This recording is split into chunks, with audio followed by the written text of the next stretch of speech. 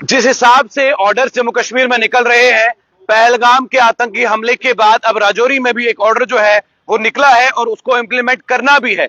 और साफ तौर पर ये कहना, स्पष्ट अल्फाजों में ये कहना चाहता हूं कि ये राजौरी के लोगों के साथ साथ चिनाब वैली, कश्मीर और जम्मू के लोग भी सुन लें। राजौरी का ऑर्डर ये कहता है कि अगर आपने शादियों में पटाखों का इस्तेमाल किया तो आईपीसी के द्वारा आपको सजा जो है वो हो सकती है, साफ तौर पर। लेकिन सवाल यह है कि क्या यूज ऑफ क्रैकर्स होना चाहिए? जिस तरीके से हमने जम्मू कश्मीर की शादियों में देखा है, यह सिर्फ राजौरी और पुंछ वाली बात नहीं है।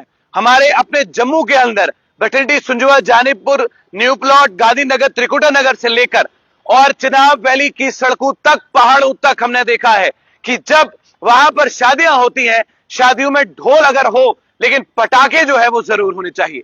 और अगर पटाखों के धुएं की खुशबू नहीं आई तो इसका मतलब वो शादी कामयाब नहीं है। अगर आपने पटाखे फोड़कर ये जाहिर नहीं किया कि आज इस घर पे, इस खानदान के लड़के या लड़की की शादी है, तो आप समझ लें कि कहीं आप इस दौरी दुनिया से बहुत दूर रह गए।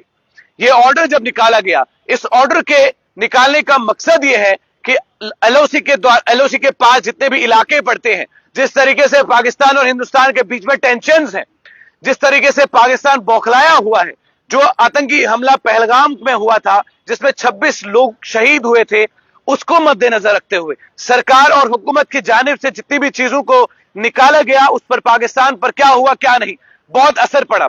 लेकिन यहां की मीडिया स्थानीय लोगों से पूछने लगी क्या अटैक करना चाहिए या नहीं, अटैक करना चाहिए या नहीं, ये हिंदुस्तान की सरकार को तय करने दीजिए।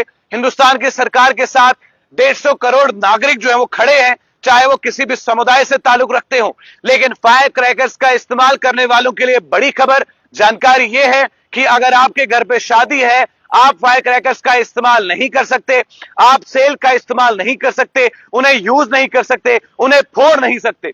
ये इसलिए मैं कह रहा हूं क्योंकि अगर आपने ऐसा किया तो आपने ऑर्डर की वायलेशन की है, आपने ऑर्डर का उल्लंघन किया है। अगर आपने उल्लंघन किया तो आपको परेशानियों का सामना करना पड़ सकता है। साफ तौर पर यह कहा गया है ऑर्डर में कि आप यूज ऑफ फायर क्रैकर्स मत करें शादियों में। शादियों को आप शादी जैसा रखें, मोहब्बत के पैगाम भेजें। दूल्हे की बारात आती है तो अगर आप ढोल डबाड़ा बजा रहे हैं तो ठीक है, जरूरी नहीं है कि आप आसमान पर चिंगारियां उठाकर ही आप ये साबित कर दें कि हां आज हमारे घर पे शादी है। इस प्रकार से होगा क्या? इस प्रकार से गलत मैसेज जो है वो पास हो सकता है। अगर सरकार कोई ऑर्डर निकालती है और सरकार ये सोचती है कि इस ऑर्डर के तहत बहुत सारी चीजों को बदला जा सकता है, तो साफ तौर पर यह है कि ऑर्डर की उल्लंघना मत करिएगा, ऑर्डर को सही मायनों में रखिएगा। ऑर्डर को रखने का मतलब यह है कि आपने ऑर्डर का उल्लंघन नहीं किया, बल्कि ऑर्डर माना, सरकार के साथ शाना बशाना आप खड़े रहे। और अगर आपने ऐसा किया तो सही है, अगर आपने ऐसा नहीं किया तो नुकसान जो है वो आपको झेलना पड़ेगा, नुकसान उठाना पड़ेगा और ऑर्डर का उल्लंघन जो है वो ऑटोमेटिकली आप कर लेंगे।